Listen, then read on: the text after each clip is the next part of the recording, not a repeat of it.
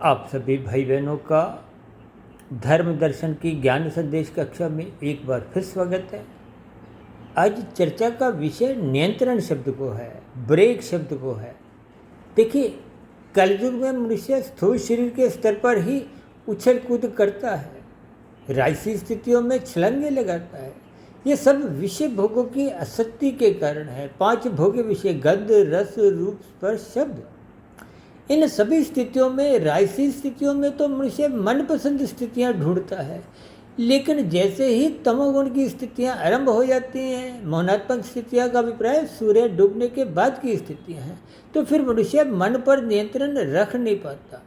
तो फिर मन मर्जी की स्थितियों में मादक पदार्थों का सेवन करता हुआ अपने स्थूल शरीर को विभिन्न प्रकार के विषय भोगों की आसक्ति में गिराने लगता है, जिसके फलस्वरूप मादक पदार्थों के प्रभाव में वो कब कितना कानून का उल्लंघन कर जाता है, शास्त्र विरुद्ध पाप कर्म कर जाता है, यानी कि मन बुद्धि पर उसका कोई नियंत्रण बचता नहीं है, जिसके फलस्वरूप इंद्रियां बेखौफ होकर नाचने लगती हैं। कानून का उल्लंघन होना, शास्त्र विरुद्ध पाप कर्म होना, ये लगभग कलयुग की स्थितियां विशेष रूप से युवा वर्ग में, प्रौढ़ अवस्था में देखी जाती हैं।